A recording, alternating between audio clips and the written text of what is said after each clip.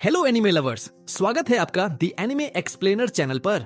तो गाइस, जैसा कि हम लोगों ने हमारे पिछले पार्ट में देखा था कि कैसे सब लोग आस्था को बहुत ज्यादा परेशान और बुली किया करते थे क्योंकि आस्था के पास बिल्कुल भी मैजिक नहीं होता।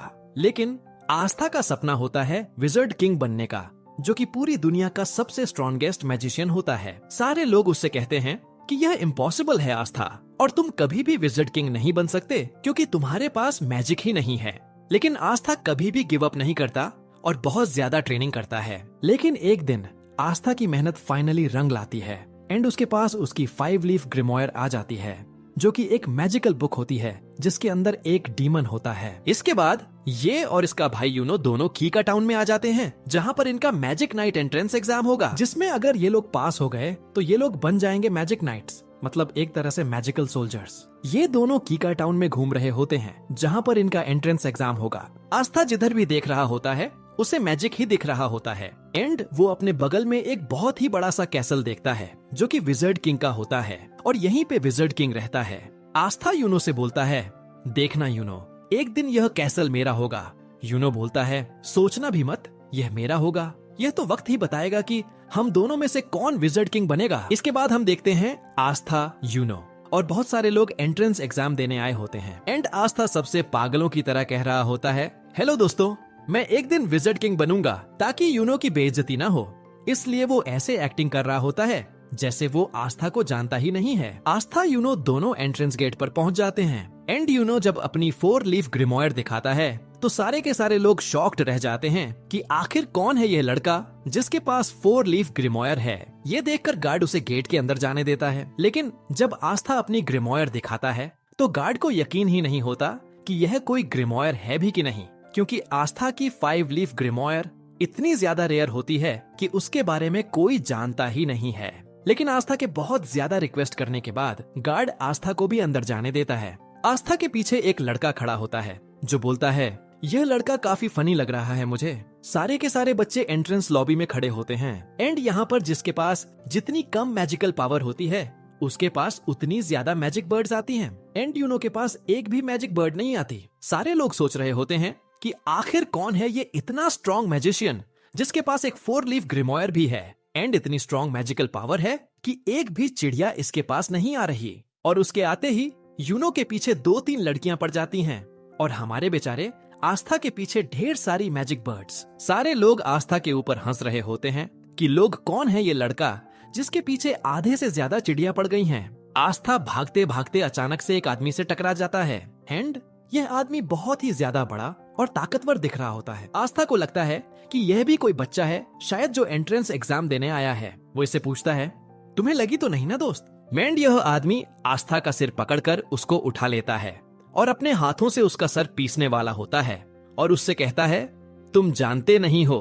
क्या मैं कौन हूँ? यह आदमी कोई और नहीं बल्कि एक magic night squad black bulls का कैप्टन यामी होता है, जो कि सारे के सारे मैजिक नाइट स्क्वाड्स में सबसे बेकार स्क्वाड होती है। एंड आस्था बेचारा आते ही एक मैजिक नाइट स्क्वाड के कैप्टन से ही पंगा ले लेता है। यामी आस्था का सर पीसने वाला होता है, लेकिन तभी यामी के स्क्वाड के 2 मेंबर्स वहाँ पर आ जाते हैं, फिनरल और गॉर्डन। फिनरल बहुत ही बड़ा ठरकी होता है और गॉर्डन बहुत ज्यादा शांत और अच्छा होता है। फिनरल यामी से कहता है, अब यहाँ क्या कर रहे हो? जल्दी चलिए, इवेंट स्टार्ट होने वाला है। जिस पे यामी बोलता है, अरे कुछ नहीं, मैं बस ऊपर जाने का रास्ता भूल गया था। तभी एंट्रेंस एग्जाम स्टार्ट हो जाता है। यामी आस्था को छोड़कर वहाँ से चला जाता है। आस्था वहाँ खड़ा होता है, तभी उसके पास वो लड़का दोबारा से आता है जिसका नाम सेके होता है। वो आके आस्था से दोस्ती कर लेता है। उसके बाद तभी वहाँ पर सारे के सारे 9 मैजिक नाइट स्क्वाड्स के कैप्टन्स आ जाते हैं और ये सारे के सारे बहुत ज्यादा स्ट्रॉन्ग होते हैं। कहा जाता है कि पूरी दुनिया में इनसे स्ट्रॉन्ग सिर्फ एक आदमी है जो कि खुद विजर्ड किंग है। इस कैप्टन का नाम विलियम होता है और यह गोल्डन डॉन का कैप्टन होता है एंड इसकी स्क्वाड वर्ल्ड की नंबर 1 स्क्वाड होती है।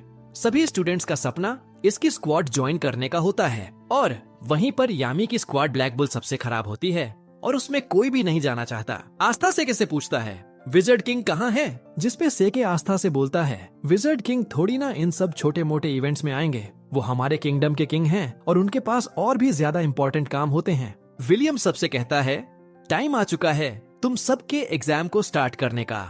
वो अपना मैजिक यूज करता है आसमान से एक बहुत ही बड़ा पेड़ नीचे आ जाता है एंड सारे के सारे कैंडिडेट्स को एक एक मैजिकल ब्रूम दे देता है, मतलब एक जादुई झाड़ू। ये तुम लोगों का पहला टेस्ट होगा और तुम सबको अपनी मैजिक पावर से उड़ना होगा। सारे के सारे बच्चे अपनी मैजिक पावर से उड़ने की कोशिश करते हैं और सारे कैप्टन्स सबको ऑब्जर्व कर रहे होते हैं। यूनो सबसे ऊपर उड़ रहा होता है और सारे के सारे कैप्टन्स को इम्प्रेस कर देता है। वहीं पर हमेशा की तरह आस्था बेचारा उड़ना तो छोड़ो, कूद भी नहीं पा रहा होता है इस झाड़ू को पकड़ के।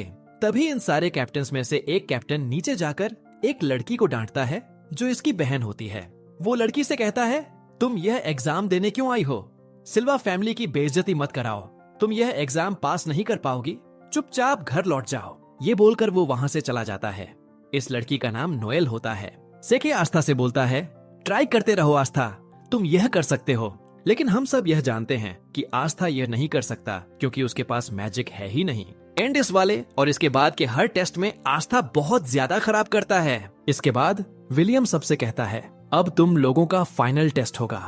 तुम सबको एक एक पार्टनर चूज कर लेना है जिसके साथ तुम लड़ाई करोगे। सेके आस्था से बोलता है, चलो हम दोनों पार्टनर्स बन जाते हैं। आस्था उसकी बात को मान जाता है। इसके बाद आस्था और सेके दोनों तैयार होते हैं एक दूसरे से लड़ने के लिए। आस्था सेके से बोलता है, ऑल द बेस्ट सेके, चलो हम दोनों अपना अपना बेस्ट देते हैं। एंड जो भी हारेगा वह बुरा नहीं मानेगा और हम दोनों की दोस्ती पे कुछ फर्क नहीं पड़ना चाहिए। एंड अभी सेके अपना असली रंग दिखाता है। वो आस्था से बोलता है, ध्यान से सुन गंदी नाली के कीड़े, मैं तेरा कोई दोस्त वस्त नहीं हूँ। मैंने बस सिर्फ तुझसे इसीलिए दोस्ती की थी क्योंकि मुझे पहले से पता था यह वाला टेस्ट होगा जिसमें हम लोगों को अपना अपोनेंट खुद डिसाइड करना होगा। और हाँ, इसीलिए मैंने तुमसे दोस्ती की थी ताकि तुम्हारे जैसे वीक लड़के को हराकर मैं आराम से एक मैजिक नाइट बन सकूं। एंड यह कह के वह वहां से चला जाता है। आस्था एकदम शॉक्ड रह जाता है क्योंकि उसे लगा था कि उसको उसका पहला दोस्त मिल गया था। ये सारे लोग भी बोलने लगते हैं, क्या यार, सेके तो बहुत चालाक निकला, वो आसानी से आस्था को हराकर मैजिक नाइट बन जाएगा। काश आस्था ने हम लोगों को चुना होता ताकि हम लोग उसको हराकर आराम से जीत जाते, क्योंकि इन सबको लग रहा होता है कि आस्था कोई बहुत ही बड़ा वीक लूजर है। सेके हंसते हुए तैयार होता है अपनी फाइट के लिए और अपनी ग्रिमॉयर निकालकर तैयार हो जाता है। सारे के सारे कैप्टन्स और सब लोग श्योर होते हैं कि आस्था जीत नहीं पाएगा क्योंकि इन लोगों को पता ही नहीं होता है कि आस्था कोई लूजर नहीं है। इन लोगों की फाइट स्टार्ट होती है। आस्था अपनी ग्रिमॉयर से अपनी तलवार निकालता है, सेके के ऊपर सिर्फ एक अटैक करता है और सेके की बैंड बजा देता है। सारे के सारे लोग दंग रह जाते हैं कि यह क्या हुआ, यह लड़का तो बहुत स्ट्रॉन्ग है। यूनो भी दूर से खड़ा होकर आस्था को देखकर हंस रहा होता है। सारे के सारे कैप्टन्स भी शॉक्ड रह जाते हैं। आस्था अपनी तलवार अपने कंधे पर रखता है और बोलता है, मेरा नाम याद रखना सेके आस्था, और मैं वो हूँ जो एक दिन बनेगा विजर्ड किंग। इसके बाद और भी कई कंटेस्टेंट्स की लड़ाई होती है। एंड फाइनली यूनो की बारी आ जाती है। यूनो से कोई लड़ना चाहता ही नहीं था क्योंकि कोई भी हारना नहीं चाहता था। लेकिन तभी यूनो के पास सलीम आ जाता है। इसी ने पहले यूनो पर अटैक किया था। यह यूनो से कहता है, पिछली बार तो तुम बच गए थे लेकिन इस बार तुम नहीं बचोगे। इन दोनों के बीच बहुत ही भयानक फाइट होती है, लेकिन आखिर में यूनो अपने मैजिक से सलीम को हरा देता है। इसके बाद एंट्रेंस एग्जाम खत्म हो जाता है और अब सारे के सारे कैप्टन्स की बारी होती है चूज करने की कि कौन से बच्चे को वो अपनी टीम में लेना चाहेंगे। अगर किसी भी बच्चे के लिए एक से ज्यादा कैप्टन ने हाथ उठा दिया तो बच्चे को डिसाइड करना होगा कि वो किसकी स्क्वाड में जाना चाहेगा। लेकिन अगर किसी बच्चे के लिए किसी भी कैप्टन ने अपना हाथ नहीं उठाया तो वह बच्चा फेल हो जाएगा। बहुत सारे बच्चे एक एक कर फेल हो रहे होते हैं और आस्था को बहुत टेंशन हो रही होती है कि वह फेल ना हो जाए। फिर बारी आ जाती है यूनो की और जिंदगी में पहली बार 9 के 9 कैप्टन्स अपना हाथ किसी बच्चे के लिए उठा देते हैं क्योंकि यह सब के सब यूनो को अपनी टीम में लेना चाहते थे। अब यूनो को डिसाइड करना होता है कि वो किसके ग्रुप में जाएगा और यूनो गोल्डन डॉन यानी कि बेस्ट मैजिक नाइट स्क्वाड चुनता है। एंड इसके बाद बारी आती है हमारे आस्था की। आस्था बहुत ज्यादा डरा होता है और मन में बस यही बोल रहा होता है, प्लीज गॉड, मेरे लिए बस कोई एक कैप्टन हाथ उठा दे। आस्था का ऑक्शन शुरू होता है और कोई भी कैप्टन अपना हाथ नहीं उठाता, जिसका मतलब था कि आस्था फेल हो जाता है। आस्था बहुत ज्यादा दुखी हो जाता है और वहाँ से जाने वाला होता है। लेकिन तभी यामी खड़ा होता है और बोलता है, तुम जानते हो बच्चे, तुम फेल क्यों हुए? क्योंकि तुम बहुत ज्यादा वीक हो और तुम्हारे पास मैजिक भी नहीं है। फिर आखिर तुम सोच भी कैसे सकते हो कि तुम मैजिक नाइट बन सकते हो? इसके बाद यामी अपनी मैजिकल पावर दिखाता है, जो कि इतनी ज्यादा स्ट्रांग होती है कि आसपास की जमीन हिलने लगती है। वो नीचे कूदता है और आस्था के पास आकर बोलता है, मैंने सुना कि तुम विजर्ड किंग बनना चाहते हो। तुम्हें पता तो है ना, विजर्ड किंग बनने के लिए तुम्हें मुझे और उन 8 कैप्टन्स को हराना होगा। और तुम्हें क्या लगता है, तुम हम 9 के 9 कैप्टन्स को कभी जिंदगी में भी हरा सकते हो? जिस पे आस्था बोलता है, मैं जानता हूँ कि मैं बहुत वीक हूँ और मेरे पास मैजिक भी नहीं है, लेकिन मुझे फर्क नहीं पड़ता कि मैं कितना वीक हूँ। मुझे फर्क नहीं पड़ता कि आप सारे कैप्टन्स कितने स्ट्रांग हैं। अगर विजर्ड किंग बनने के लिए मुझे आप सबको हराना पड़ेगा तो मैं आप सबको हराऊंगा। एक दिन मैं जरूर बनूंगा विजर्ड किंग। जिसको सुनकर यामी जोर जोर से हंसने लगता है और आस्था से कहता है, मुझे तुम पसंद हो बच्चे। मैं तुम्हें अपनी स्क्वाड में लूंगा और तुमसे बहुत मेहनत करवाऊंगा ताकि तुम बन सको विजर्ड किंग। जिंदगी में पहली बार किसी ने आस्था के सपने पर विश्वास किया होता है और उस पर हंसा नहीं होता है। आस्था बहुत ज्यादा खुश हो जाता है और यामी को थैंक यू बोलता है। उसके बाद ये एंट्रेंस एग्जाम फाइनली खत्म हो जाता है और आस्था का पेट खराब हो जाता है। वो बाथरूम में हल्का होने गया होता है, लेकिन तभी वहाँ पर सेके आ जाता है, जो आस्था से अपनी हार का बदला लेना चाहता था। वो आस्था के ऊपर अपना मैजिक लिजर्ड छोड़ देता है और यह अगर आस्था को काट लेता तो आस्था की जान भी जा सकती थी। लेकिन तभी यूनो आकर आस्था को बचा लेता है और सेके को डराकर उससे बोलता है, सोचना भी मत कि तुम आस्था के टक्कर के हो या फिर तुम आस्था के आसपास भी आते हो। आस्था मेरा राइवल है एंड वो मेरी टक्कर का है। अब चुपचाप निकलो यहाँ से। सेके डर के वहाँ से भाग जाता है। फिर आस्था और यूनो दोनों निकल जाते हैं अपनी अपनी मंजिल की तरफ एंड जिंदगी में पहली बार अब यह लोग साथ में नहीं रहेंगे। यामी आस्था पर गुस्सा होता है क्योंकि वह बहुत देर से हग रहा होता है। इसके बाद फिनरल अपने मैजिक से एक पोर्टल खोल देता है और आस्था, यामी और ये दोनों आ जाते हैं ब्लैक बुल्स के बेस पर, जहाँ पे अब से आस्था रहेगा। आस्था खुशी खुशी अपने नए घर का गेट खोलता है, लेकिन उसकी खुशी ज्यादा देर तक नहीं रहती क्योंकि बेस के गेट पर अचानक से एक ब्लास्ट हो जाता है और आस्था रॉकेट बनकर दूर जाकर गिर जाता है। यामी बोलता है, स्वागत है तुम्हारा ब्लैक बुल स्क्वाड में। एंड इधर यूनो से एक उसका सीनियर जिसका नाम क्लॉस होता है, वो बोल रहा होता है, मुझे यकीन नहीं होता तुम्हारे जैसे गरीब लड़के को, जो किसी रॉयल फैमिली का भी नहीं है, उसको विलियम सर ने गोल्डन डॉन में रख लिया। सोचना ही मत कि तुम अपनी जिंदगी यहाँ पर कभी मजे में बिता पाओगे। यह कह के वो वहाँ से चला जाता है। इधर आस्था अपने नए टीममेट्स से मिलता है और समझ जाता है ये सब के सब हिले हुए हैं। यामी सबसे चिल्लाकर बोलता है, तोड़फोड़ करना बंद करो तुम लोग। वो खुद पीछे की दीवार तोड़ देता है। ये सारे के सारे यामी को देखकर बहुत खुश हो जाते हैं और यामी सबको आस्था से मिलाता है। आस्था सबसे बोलता है, मेरा नाम है आस्था और मैं हाजी विलेज से आया हूँ। जिसको सुनकर यह सब के सब शॉक्ड रह जाते हैं कि आस्था इतने छोटे से गांव से आया है और इतना गरीब है, लेकिन फिर भी उसने मैजिक नाइट एंट्रेंस एग्जाम पास कर लिया। फिर फिनरल आस्था को बाकी लोगों से मिलाता है। इस लड़की का नाम वेनेसा होता है एंड ये एक नंबर की पियक्कड़ होती है। ये आस्था के पास आकर बोलती है, तो तुम्हारा नाम आस्था है, तुम्हें एक गर्लफ्रेंड चाहिए क्या? जिसको सुनकर आस्था बहुत शर्मा जाता है, लेकिन वो मना कर देता है क्योंकि वो सिस्टर लिली से ही प्यार करता है। एंड शायद वेनेसा ने थोड़ी ज्यादा पी रखी थी क्योंकि वो आस्था के सामने ही उल्टी कर देती है। फिर फिनरल आस्था को लक से मिलाता है, जिसको लड़ाई करना बहुत ज्यादा पसंद होता है। लक आस्था से पूछता है, बताओ लड़ाई करोगे क्या मुझसे? तभी आस्था के पास एक दूसरा लड़का आ जाता है और आस्था से कहता है, ओए, यह मेरी बहन है मारी और इससे दूर रहना वरना मैं तुम्हें मार डालूंगा। जिस पे आस्था कहता है, मैं जानता भी नहीं हूँ ये लड़की कौन है भाई। इस लड़के का नाम गौच होता है एंड ये अपनी बहन से बहुत ज्यादा प्यार करता है, बहुत ही ज्यादा। फिर वो बाकी के मेंबर्स से भी मिलता है। यामी बोलता है, जिसको भी आस्था का टेस्ट लेना है जल्दी जल्दी ले लो।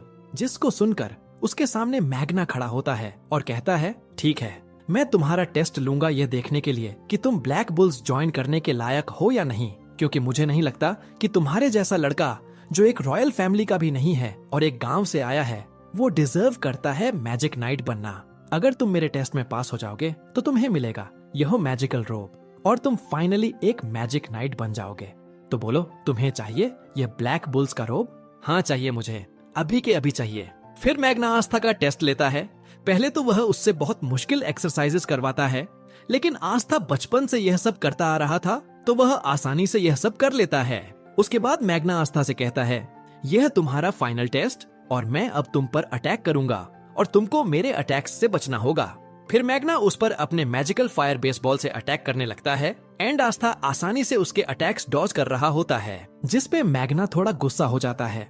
वो उसके ऊपर एक बहुत ही बड़ा और फास्ट फायर बॉल से अटैक कर देता है, जिसको आस्था डॉज नहीं कर सकता था क्योंकि वो इतनी ज्यादा फास्ट और बड़ी थी। लेकिन तभी आस्था अपनी ग्रिमॉयर से अपनी तलवार निकालता है और उसकी तलवार को देखकर सारे के सारे लोग शॉक्ड रह जाते हैं कि यह इतनी बड़ी तलवार उठाया कैसे हुआ है। आस्था अपनी तलवार को बैट की तरह यूज करता है, मैग्ना के अटैक को वापस उसी के पास भेज देता है। यामी आस्था से बहुत इम्प्रेस हो जाता है क्योंकि ना तो सिर्फ आस्था अपनी तलवार से किसी के मैजिक को कैंसिल या फिर खत्म कर सकता है, बल्कि वो मैजिक अटैक्स को डिफ्लेक्ट करके वापस भी भेज सकता है। एंड ये सारे के सारे लोग समझ जाते हैं कि आस्था कोई ऐरा गैरा नहीं बल्कि काफी स्ट्रांग मैजिशियन है। मैग्ना भी आस्था के पास आता है और उसकी तारीफ करता है और इसे कहता है, माफ करना, मैंने यह बोला था कि तुम छोटे से गांव से आए हो। असल में जो तुम्हारे गांव के बगल वाला गांव है, मैं वहां का हूँ। जिसको सुनकर आस्था शॉक्ड रह जाता है। ये सारे के सारे लोग भी आस्था की तारीफ करने लगते हैं। चार्मी भी आस्था को अपना केक दे देती है एंड आस्था की सबसे थोड़ी बहुत दोस्ती हो जाती है। ऊपर से एक लड़की चुपचाप आस्था को देख रही होती है। वो आस्था पर पता नहीं क्यों बहुत ज्यादा गुस्सा होती है। फिर आस्था को फाइनली मिल जाती है उसकी ब्लैक बुल्स की रोब, जिसका मतलब था कि आस्था अब ऑफिशियली एक मैजिक नाइट बन चुका है और अब यहाँ से आस्था की जिंदगी का एक नया सफर स्टार्ट हो जाता है। मैग्ना आस्था को उसका नया कमरा दिखाता है और उसे कहता है, माफ करना, यही एक बेकार सा कमरा खाली पड़ा है। लेकिन आस्था इतना बेकार सा कमरा पाके भी बहुत खुश हो जाता है क्योंकि जिंदगी में पहली बार उसको उसका खुद का कमरा मिला होता है। वो खुशी के मारे रोने लगता है। तुम्हें सच में ये कमरा पसंद आया आस्था? हाँ, बहुत पसंद आया। चर्च में हम सारे के सारे इससे भी छोटे कमरे में साथ में सोते थे और अब तो मेरे पास खुद का एक कमरा है। आस्था अपने कमरे की सफाई करने लग जाता है। इसके बाद आस्था और यूनो दोनों वापस चर्च भेजने के लिए एक एक लेटर लिखते हैं, यह बताने के लिए कि वो लोग पास हो गए। यूनो का लेटर पढ़ के फादर और सारे लोग बहुत खुश हो जाते हैं और पार्टी की तैयारी करने लगते हैं। आस्था की राइटिंग इतनी गंदी होती है कि कोई समझ ही नहीं पा रहा होता है कि उसने लिखा क्या है। फादर सिस्टर लिली से कहते हैं, देखो उसमें क्या लिखा है, कब तक वापस आ रहा है आस्था, क्योंकि वो जरूर से पास तो नहीं हो पाया होगा। इसमें लिखा है कि वो पास हो गया। क्या? सारे के सारे चर्च के लोग शॉक्ड रह जाते हैं कि आस्था कैसे पास हो गया। मैक्स, सिस्टर लिली, सब के सब बहुत ज्यादा खुश हो जाते हैं। बस फादर थोड़ा सा दुखी हो जाते हैं क्योंकि अब आस्था उनके पास वापस नहीं आएगा। आस्था सुबह सुबह खुशी खुशी उठता है और अपनी रोब पहनकर तैयार हो जाता है और जैसे ही वो अपने कमरे से बाहर निकलता है, एक खंभे से टकरा जाता है। मैग्ना वहाँ आता है और पूछता है, तुम ठीक तो हो ना बच्चे? हाँ सेनपाई, मैं ठीक तो हूँ, लेकिन कल ये खंभा यहाँ पर नहीं था, आज अचानक से कैसे आ गया? ओह, ये असल में हम लोगों का कैसल अपने आप शेप बदलता रहता है। जैसे कल हम लोग दूसरी मंजिल पे, आज हम लोग चौथी मंजिल पे हैं। तुम्हें थोड़े दिनों में इसकी आदत लग जाएगी। उसके बाद मैग्ना आस्था को पूरे कैसल में घुमाता है। किचन, बाथरूम, लड़कियों का बेडरूम, जहाँ पे वो लोग नहीं जा सकते थे, और यामी के पेट्स के पास जो कि बेसमेंट में लॉक होते हैं। मैग्ना बोलता है, ठीक है आस्था, आज तक इन सब की देखभाल मैं करता था और मुझे बहुत दुख के साथ कहना पड़ रहा है कि आज से तुम इन लोगों की देखभाल करोगे और इनका अच्छे से ख्याल रखना, क्योंकि यामी सर छोड़ेंगे नहीं तुमको अगर इनको कुछ भी हुआ तो। आस्था यामी के पेट्स को खाना खिलाने के लिए आगे बढ़ता है, लेकिन यह पेट्स खाने को नहीं, आस्था को खाना चाहते थे।